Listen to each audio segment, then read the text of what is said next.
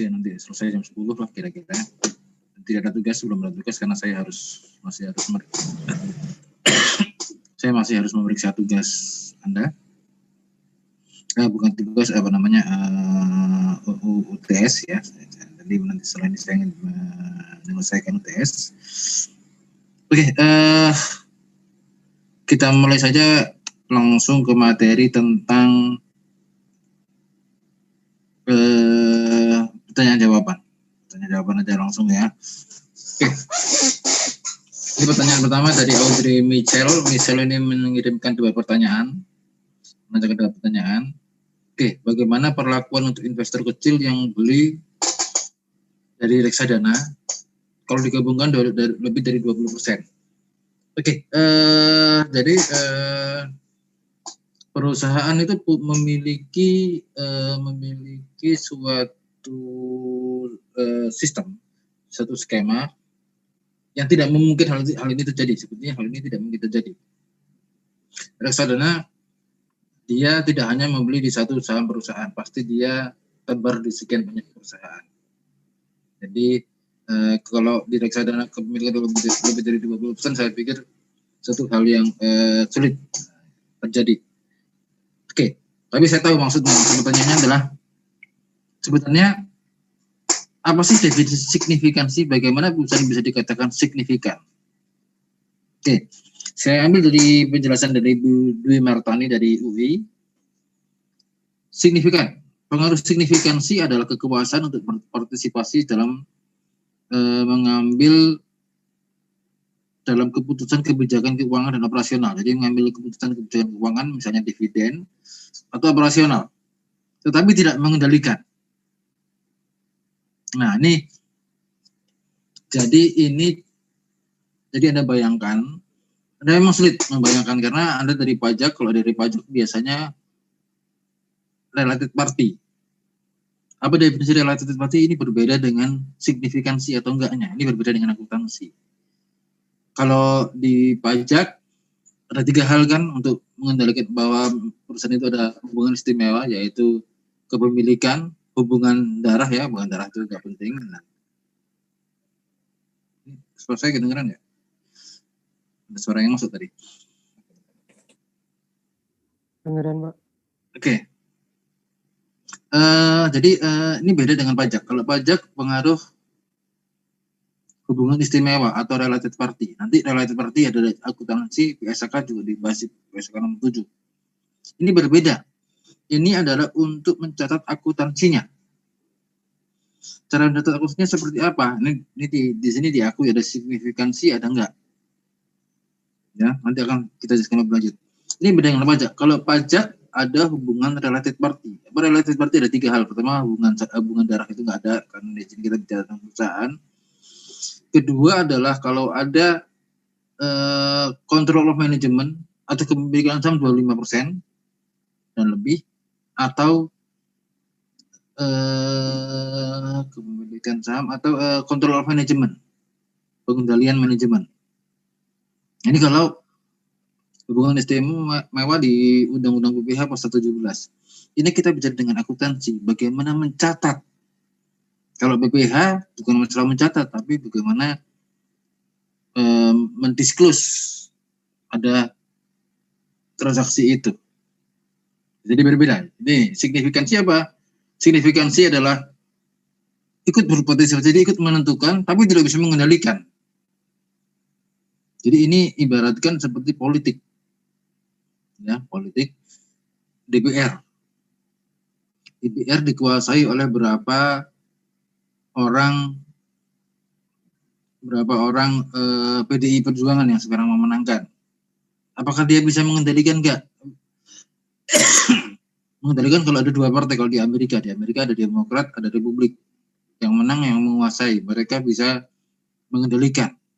Nah, ini kalau di Indonesia yang banyak partai biasanya adalah berpartisipasi, ya, berkoalisi dan sebagainya. Ya, jadi intinya akuntansi berbeda dengan pajak.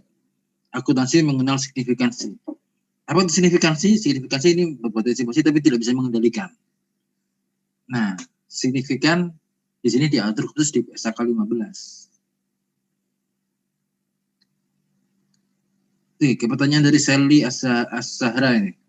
Mungkin nggak investor kepemilikannya lebih kecil dari 20% tapi signifikan, sehingga metodenya bukan cost method atau fair value, tapi equity method? Bisa. Tapi lihat, jadi gini, gimana menentukan signifikansi atau enggak signifikansi? Ada indikasi kuantitatif, yaitu dari kepemilikan saham. Ada kualitatif, misalnya ini keterwakilan, proses partisipasi, pertukaran proses manajerial, jadi dia ikut menentukan siapa manajer ini, manajer itu, atau dia memasuk material sehingga dia bisa berpengaruh di situ. Ini contoh-contoh kuantitatif, indikasi. Tapi kan kualitatif sulit. Sama seperti Anda melakukan penelitian nanti KTTA. Penelitian KTTA sangat sulit kalau ada kualitatif. Sulit mengambil kesimpulannya. Mudah dilakukan, tapi sulit mengambil kesimpulan. Sehingga kalau level skripsi biasanya meminta kuantitatif, karena kuantitatif lebih jelas, lebih clear. Ukurannya lebih clear. Ini ukurannya nggak jelas ukurannya, sehingga digunakan pendekatan kuantitatif ini. Dan pendekatan kuantitatif ini menjadikan patokan, karena yang paling mudah digunakan. Oke, kalau baca slide ini, istilahnya defaultnya adalah kalau 20% atau lebih, pasti dia punya pengaruh signifikan, kecuali dibuktikan lain. Ya, jadi defaultnya adalah sesuai dengan kuantitas kepemilikan, jumlah sahamnya. Ya, jadi PSAK 15 mengatur tentang signifikansi. Signifikansi sebenarnya pengaruhnya bukan di itu, sebenarnya bukan di pengaruh, intinya bukan pengaruh di ininya. Jadi yang utama sebenarnya adalah ada pengaruh nggak? Ada pengaruh nggak? Kalau pengaruhnya sangat kuat, jadi bukan pengaruh lagi, tapi dikendalikan. Nanti ini di skip dulu yang ini ya. Jadi ada pengertian ini joint venture. Joint venture itu agak beda. Joint venture itu misalnya PT Utama Karya dan PT Jasa Marga membangun tol berdua, sehingga share-nya 50-50 dikendalikan bersama. Nah, jadi ada pengaruh seperti ini. Jadi yang lihat adalah pengaruhnya. Tapi melihat pengaruh cukup sulit kalau kualitatif. Artinya kualitatif kalau melihat kejadian sehari-hari sangat sulit. Karena akuntan tidak bisa melihat secara setahun atau auditor. Yang dilihat hanya satu kejadian. Nah, ini sulit, sehingga digunakan ukuran utamanya adalah kepemilikan. Jadi faktor utamanya adalah signifikansi atau enggaknya. Sehingga ini menjadi default. Angka ini yang menjadi default. Ya. Oke. Ketika angkanya 20-50 digunakan PSAK 15. Ya. Oke, kita lanjutkan dengan ini. Ini pengaruh signifikansi ya. Kenapa sih ada fair method, ada fair value, dan ada equity method.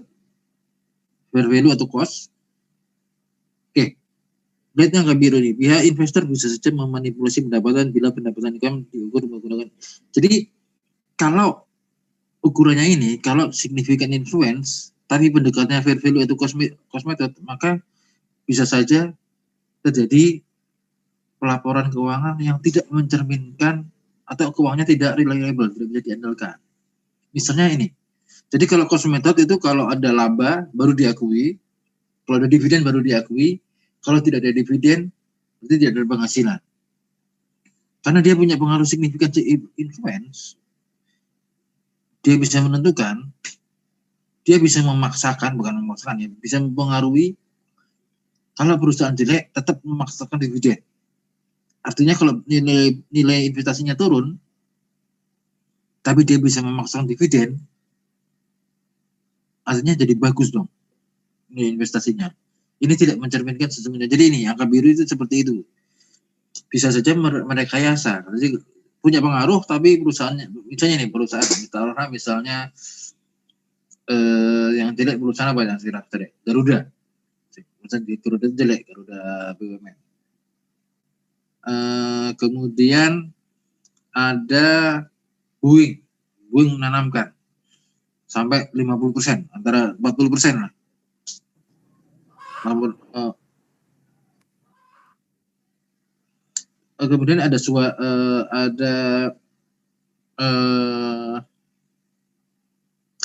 kemudian dia memaksakan Garuda untuk tiap tahun memberikan dividen, padahal Garuda keuangannya jelek, laporan keuangannya tidak mencerminkan sesungguhnya. Nah, artinya di sini investasinya harusnya turun, harusnya diakui segera, harus diakui turun. Kalau nggak diakui turun, ya sulit. Ini beda dengan ini fair value.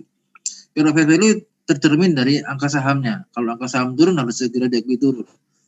Kalau ini bukan sekedar saham, tapi sampai melihat ke laporan keuangannya.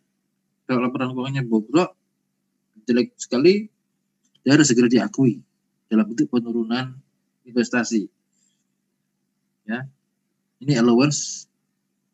Jadi sebenarnya kalau fair value lebih mendekati ini, cuman ini lebih progresif. Dengan PSAK 15 lebih progresif. Oke, kita lanjutkan. Oke, kalau bertahap. Jadi beli bertahap dari 10 lama-lama menjadi 20, 50. Ini mengakibatkan ada perubahan. Jadi ini kalau ini ibaratkan ini ketika naik ke 20 atau 50, ketika dia menjadi banyak orangnya jadi signifikan dari sebelumnya tidak signifikan jadi signifikan, maka ada kenaikan kasta, ada kenaikan tingkat pelaporan, ada kenaikan tingkat jenis pelaporan, bukan jumlahnya tapi jenis pelaporannya, dari cost atau variable method ke equity method, ada peningkatan peningkatan pengaruh, ada peningkatan kualitas. Karena ada peningkatan kualitas, jadi harus disesuaikan, di-adjust. Ya, jadi karena ini harus di-adjust. Di-adjust di mana? Di earning. Harus dilakukan di-adjust. Dari cost ke cost atau fair value ke metode cost, di-adjust. Adjustnya di return earning. Ya. Apakah kalau sebaliknya sahamnya dijual lama-lama turun? Ya, kalau dijual turun, akhirnya lama-lama berubah lagi menjadi cost atau fair value method karena nggak memiliki pengaruh. Nanti dihapuskan di sini return earning-nya barangkali. Ya, jadi itu bukan dihapuskan tapi nanti di-adjust, langsung dilakukan penyesuaian. Langsung terjadi gain atau loss dalam penjualan asetnya. Jadi benar. Shifting antara ini harus mengakibatkan terjadi perubahan metode akuntansi, ada retrospective adjustment. Oke, ini pertanyaan yang bagus. Terus kaitannya dengan kemarin apa, Pak? Oke, kemarin kita bisa dengan business combination. Business combination artinya kita membeli perusahaan, ya. Kita membeli perusahaan atau perusahaan satu membeli perusahaan yang lain. Tetapi kenyataannya business combination ada batasannya, ada undang-undang praktek monopoli, tidak gampang membeli perusahaan lain. Sehingga perusahaan mengakalinya dengan cara membeli sahamnya. Oke, membeli sahamnya. Jadi beda business combination kemarin adalah jual beli perusahaan. Tapi kadang-kadang ada halangan di dalamnya ketika ternyata dia bisa menguasai perusahaan yang lain, jadi kontrol, terjadi monopoli. Undang-undang monopoli melarang hal itu, artinya di sini melanggar undang-undang. Perusahaan sebisa mungkin semuanya sebisa mungkin tidak melanggar undang-undang. Artinya ada cara nih, cari cara yang lain. Cari yang lainnya gimana? Membeli sahamnya, penguasaan sahamnya. Ya, jadi ada beda pembeli. Kemarin adalah business combination, jadi dibeli untuk dihancurkan. Membeli perusahaan lain untuk dihancurkan. untuk hilang perusahaannya. Kalau ini dan selanjutnya nanti sampai UAS membeli dengan cara membeli kepemilikannya, membeli sahamnya. Membeli sahamnya menjadi kecil-kecil dulu 20%. Ternyata nggak ada pengaruhnya, tidak ya punya saham tapi tidak memiliki pengaruh. Naik lagi signifikan tapi nggak bisa mengendalikan. Kalau sahamnya lebih dari 50%, dia bisa mengendalikan. Ya. Kalau mengendalikan nanti beda lagi laporan keuangannya. Jadi itu intinya. Oke, kita lanjutkan. Ini sudah kita bahas. Ini pertanyaan dari Aurora. Jadi kalau di buku akuntansi, anak-anak akuntansi lebih detail ya. Jadi yang kita bahas itu hanya ini. Materi hari ini tentang ini. PSAK 55. PSAK 15. Kalau investasi aktif masuk ke PSAK 55.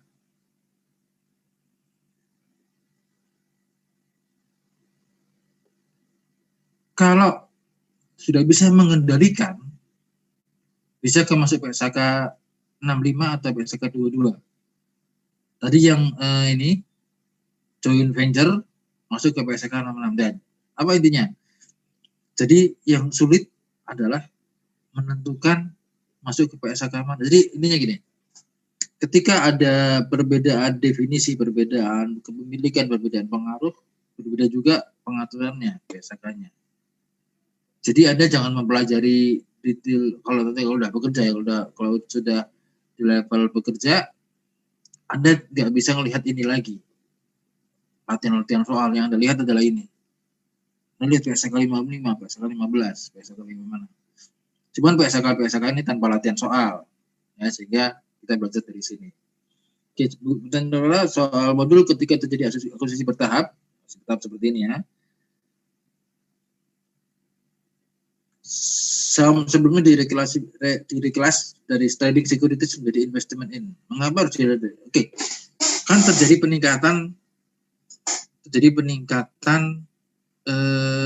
peningkatan kasta. Oke, di sini memang ada beda ya antara buku modul. Kalau buku modul ada istilah trading securities ya. Oke, kalau di buku Freud semuanya menggunakan istilah investment in apa? Cuman nanti perlakuannya apakah ini equity method atau fair cost method atau fair method atau equity method, itu didiskus di CALK, catatan laporan keuangan. Nanti di pelajaran di materi analisis laporan keuangan di semester 6 Anda akan mempelajari cara mengetahui secara utuh operasi perusahaan, membaca CALK. Ya, oke. Investment in. Kita lanjutkan. Pertanyaan dari Asar Mauli. Mengapa biaya registrasi tidak dimasukkan ke investment expense tapi malah mendebit additional patent capital? Oke. Jadi begini. Dari sekarang Anda harus melihat itu, men-trace biaya untuk apa, biaya untuk apa. Ini penting kalau ketika Anda juga bekerja di DJP, bekerja sebagai pemeriksa. Apakah beban ini berkaitan dengan usaha perusahaan? Ada istilahnya kalau di undang-undang biaya 3M. Apakah biayanya berkaitan dengan proses bisnis? Nah, dalam ini, kalau ada investment expense, contohnya soal ini slide berapa ini saya nggak tahu, nanti nanti ya. Ada investment expense mengurangi additional patent capital. Jadi investment expense ini adalah biaya. Jadi ini ceritanya. PEM membeli saham stok dengan mengeluarkan saham. Saat dia mengeluarkan saham, tentu saja dia membutuhkan jasa konsultasi dari pihak emitor, apa istilahnya jasa pihak. Jadi menggunakan jasa. Jadi kalau perusahaan mau menerbitkan saham, dia menggunakan jasa perusahaan lain karena dia nggak ada bisnis dengan itu, atau contohnya Anda ngurus STNK, nggak punya waktu, diuruskan ke pihak lain. Nah, Anda harus membayarkan. Nah, ini seperti ini. Jadi ini investment expense-nya karena ada biaya yang dikeluarkan untuk mengeluarkan saham. Ya. Jadi paham maksudnya ya. Jadi investment expense-nya berkaitan dengan biaya untuk mengeluarkan saham. Sama seperti pemerintah mengeluarkan ORI, obligasi retail Indonesia, atau surat berharga utang, surat berharga negara (SBN). Itu dia menggunakan jasa pihak lain, jasa tadi perusahaan reksadana tadi. Jadi dia harus membayar pemerintah. Biayanya itu dinamakan investment expense. Oke. Ini sudah saya jelaskan tadi ya, memanipulasi pendapatan sudah saya jelaskan tadi. Oke. Ini ada pertanyaan slide ke-7, ada nggak nanyakan, tapi di kelas lain menanyakan. Apa maksudnya ini? Ada tentangan dari pihak investi. Jadi bisa saja 20-50 tapi tidak memiliki pengaruh signifikan. Contohnya di ini pemusatan kepemilikan mayoritas. Sahamnya Anda memiliki 40%. Wah, ini pengaruh signifikan nih. Ternyata yang 60% bersekutu semua. Putusannya ya dan tidak misalnya. Ada 40% menguasai ya. Ternyata pihak lain bisa bersatu, bisa berkoalisi kalau di istilah politik, sehingga bisa 60%. Nah, ini salah satu contoh pemusatan terjadi. Ada tentangan dari pihak investinya nggak mau. Misalnya Anda suruh bayar berhutang ke Anda, ternyata nggak mau. Ada tentangan. Bisa saja tidak memiliki pengaruh signifikan. Ya, jadi ini artinya ilustrasi dari bisa saja 20-50% tadi tidak memiliki pengaruh signifikan. Oke. Ingat, PSAK 15 ini bukan untuk jasa keuangan. Kalau jasa keuangan, investasi PSAK-nya di tempat yang lain. Jadi PSAK 15 ini ditetapkan untuk perusahaan yang bukan di jasa keuangan. Karena kalau jasa keuangan, misalnya reksadana, modal ventura, unit perwakilan atau asuransi, PSAK-nya bukan PSAK yang lain. PSAK 15 ini untuk perusahaan yang tidak bergerak di jasa keuangan. Oke. Ini pertanyaan dari Aditya Laksmana ya. Perusahaan menggunakan equity method, perusahaan mencapai signifikan. Ternyata sahamnya lama-lama turun, atau perusahaannya lama-lama turun sampai rugi. Apakah langsung diubah menjadi cost? Kalau masih memiliki pengaruh signifikan, tentu saja tidak boleh dialihkan ke cost method atau core method. Tapi kuncinya adalah ya, nilai sahamnya, investment in-nya harus turunnya harus segera diakui. Ya. Nah, ini yang dimaksud dengan equity method. Jadi equity method itu antara tadi pengaruh nggak signifikan sama dikendalikan. Kalau dikendalikan segera diakui, nanti akan kita pelajari setelah ini ya. Jadi ini, kalau misalnya perusahaan terjadi kebangkrutan, berarti sudah kehilangan pengaruh. Atau kehilangan kendali, kalau kehilangan kendali 50. Jadi bisa saja perusahaan bisa mengendalikan tapi tidak memiliki pengaruh lagi karena sudah bangkrut. Kalau sudah bangkrut, dinyatakan bangkrut, dikuasai oleh likuidator, dikuasai oleh kurator. Kalau dikuasai oleh kurator, kita nggak bisa ngapa-ngapain lagi. Gimana cara mencatat pembukuannya? Jadi kurang 10 menit lagi ya waktunya ya. Jadi ini pertanyaan dari seri Alzara. Slide 16, ada jurnal penyesuaian peningkatan fair value. Apakah mungkin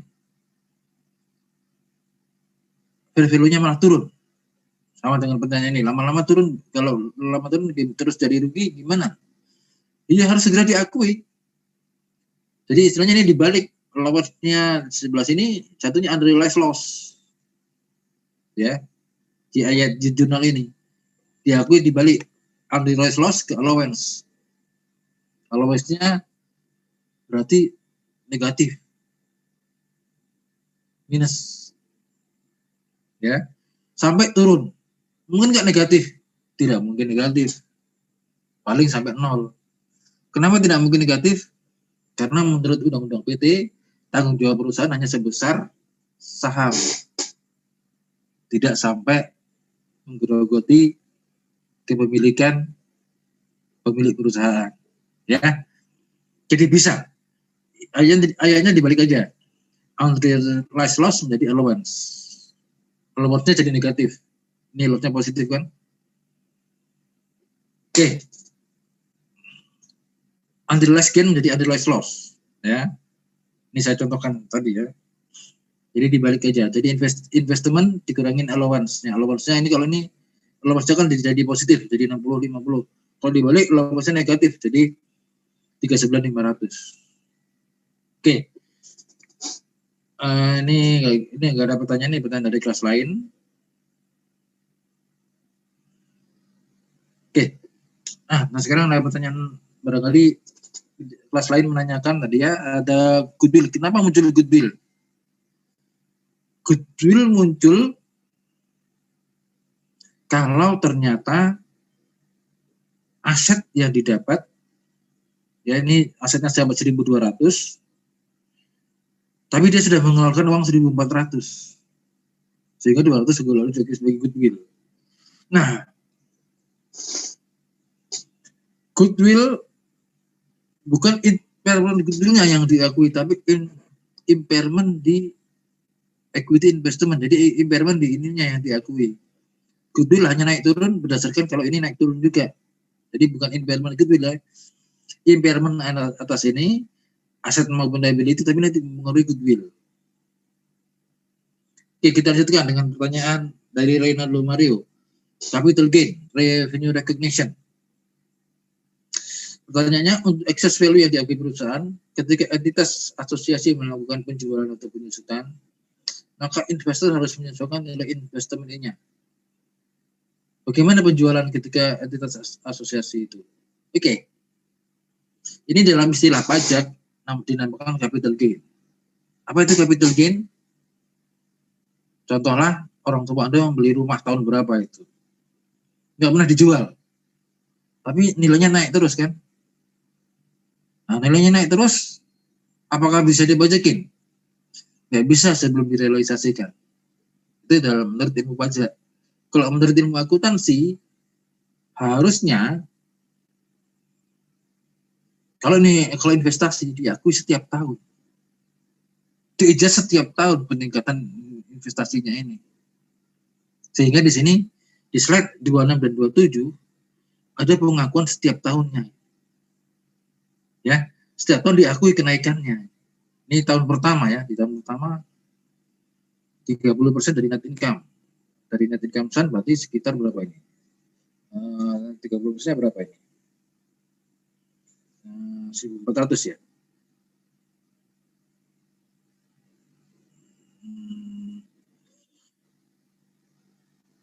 Berapa ini? Kan dari mana 30% dari income. Oke. Jadi ini intinya capital gain diakui setiap tahun. Ini beda dengan tanah. Kalau tanah tidak bisa di setiap tahun, ada revaluasi, proses revaluasi di sana. Tapi kalau investment method, kalau investasi, apalagi di perusahaan yang signifikansi, menurut PSK 15 harus ada akui setiap tahun. Jadi pengakuan penghasilannya setiap tahun. Kalau jual ya sebaliknya aja. Kalau jual misalnya cash ke investment, udah dijual kan? Karena diakuinya setiap tahun kerugiannya ya. Keuntungan penjualannya diakui pada akhir tahun. Dijust setiap akhir tahun. Ini sama juga kalau menggunakan cost method, tapi fair value bisa diakui, namanya nanti allowance, marketable securities istilahnya kan. Marketable securities naik turun. Allowance, muncul allowance sama. Cuman di sini kalau menggunakan cost method atau kalau tidak signifikan, hanya patokannya hanya nilai saham. Kalau ini lebih dari nilai saham, sampai dilihat asset and value-nya, asset and liability-nya. Oke, kita lanjutkan. Pertanyaan dari Aisyah Eka Benawati. Latihan B24 ini sudah saya berikan ya. Dan ada extraordinary item. Apa maksud extraordinary item ini? Ya, extraordinary item ini masuk di materi akuntansi keuangan menengah ini harusnya ya. Berarti income before extraordinary item ada extraordinary gain. Extraordinary gain artinya adalah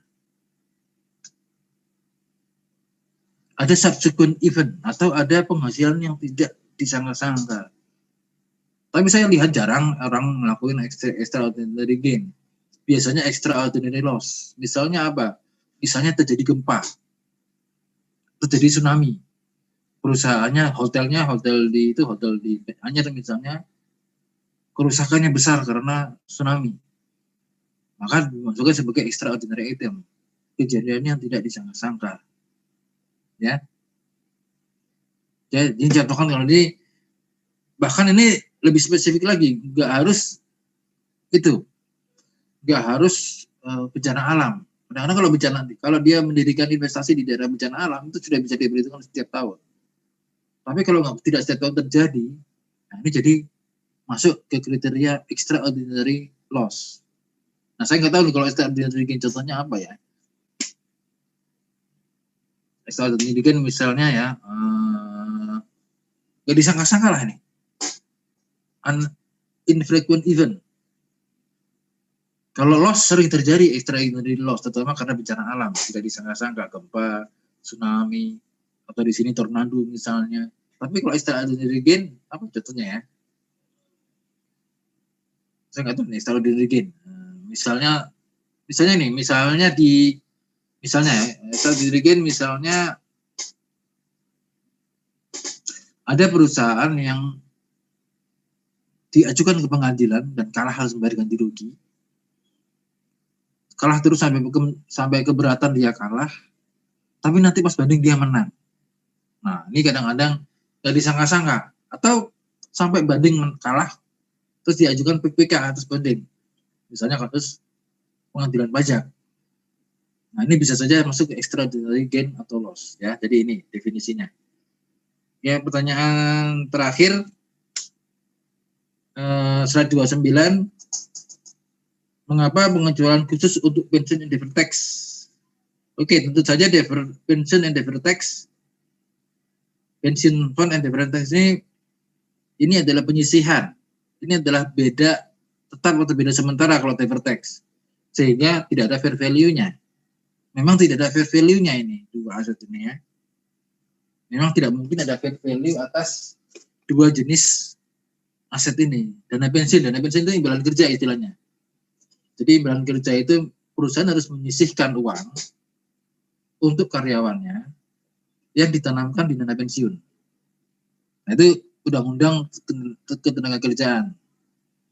Kalau deferred tax itu beda tetap atau beda sementara yang dikumpulkan terus deferred tax ini. Karena ada beda tetap dan beda sementara, beda ketentuan akuntansi dan beda ketentuan undang-undang pajak. Misalnya penyusutan. Penyusutan itu kelompok, kalau akuntansi berdasar umur manfaat. Nah, jadi kan emang nggak ada fair value-nya. Sebenarnya materi ini sudah masuk kemarin ketika di masalah business combination. Ini tidak mungkin dua aset ini, pension and deferred tax ini tidak mungkin ada fair value-nya. Semuanya adalah book value pasti. Ya, oke. Saya sudah jawab semuanya. Untuk kali ini tidak ada tugas dulu. Latihan soal akan saya lihat minggu depan ya, karena saya harus